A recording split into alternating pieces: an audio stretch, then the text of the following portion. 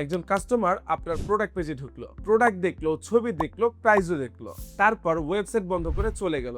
আপনি হয়তো ভাবছেন প্রোডাক্ট তার পছন্দ হয়নি, কিন্তু একটা প্রশ্ন করি, কাস্টমার কি সত্যি আপনার প্রোডাক্ট পছন্দ করেনি, নাকি প্রোডাক্ট সম্পর্কে যথেষ্ট ইনফরমেশন না পেয়ে সে সিদ্ধান্ত নিতে পারেনি? এই দুটোর মধ্যে কিন্তু অনেক পার্থক্য আছে। আমরা অনেক সময় প্রোডাক্ট পেজকে খুব সিম্পল ভাবে দেখি, product image, product name, product price এবং বাটন। কিন্তু কাস্টমারের জন্য প্রোডাক্ট পেজ একটি ডিসিশন মেকিং পেজ। সে এখানে এসে নিজেকে অনেকগুলো প্রশ্ন করে, যেমন এটা কি আসলেই আমার জন্য দরকার, প্রোডাক্টটি দেখতে কেমন, কোয়ালিটি কেমন, সাইজ কি হবে, আমি যদি কিনি ডেলিভারি কিভাবে পাবো, প্রোডাক্ট পছন্দ না হলে তখন কি করণীয়, আগে কেউ কিনেছে কি, তাদের এই প্রোডাক্ট সম্পর্কে কি মতামত। এই প্রশ্নগুলোর উত্তর যতটা পরিষ্কার হবে, কাস্টমারের ডিসিশন নেওয়া ততটাই ইজি হতে পারে। প্রথমেই প্রোডাক্ট ইমেজ।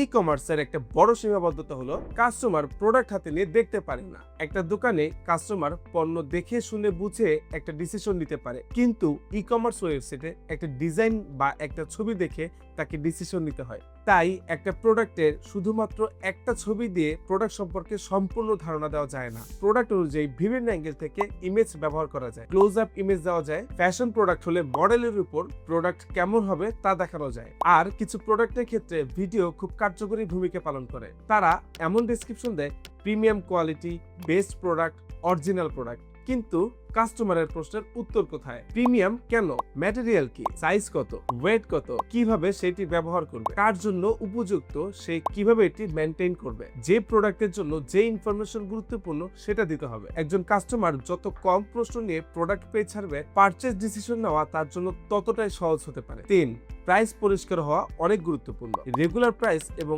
অফার প্রাইস পরিষ্কার করা যায়। কোনো এডিশনাল চার্জ থাকলে সেটা যতটা সম্ভব ট্রান্সপারেন্ট রাখা উচিত, কারণ কাস্টমার ওয়েবসাইটে এক প্রাইস দেখে চেক আউটে অন্য প্রাইস দেখতে পেলে তার ট্রাস্টের জায়গা নষ্ট হয়। 4, আরেকটা বিষয় অনেক ওয়েবসাইটে দেখা যায়, কাস্টমার প্রোডাক্ট কিনতে চায় কিন্তু ডেলিভারি সম্পর্কে তার পরিষ্কার ধারণা নেই।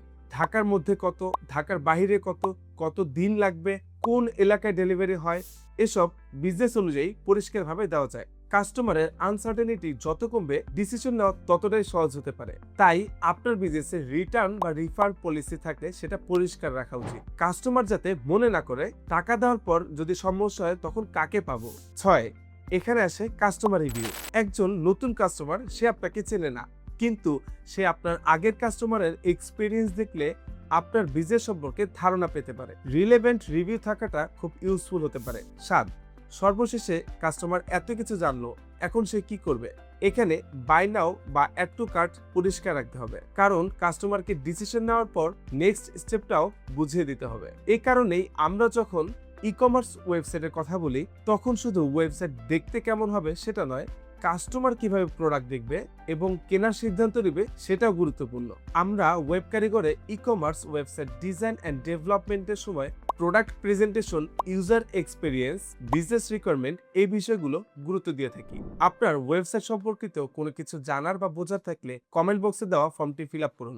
ভিডিওটি ভালো লাগলে সাবস্ক্রাইব করে দিবেন। দেখা হবে পরবর্তী ভিডিওতে।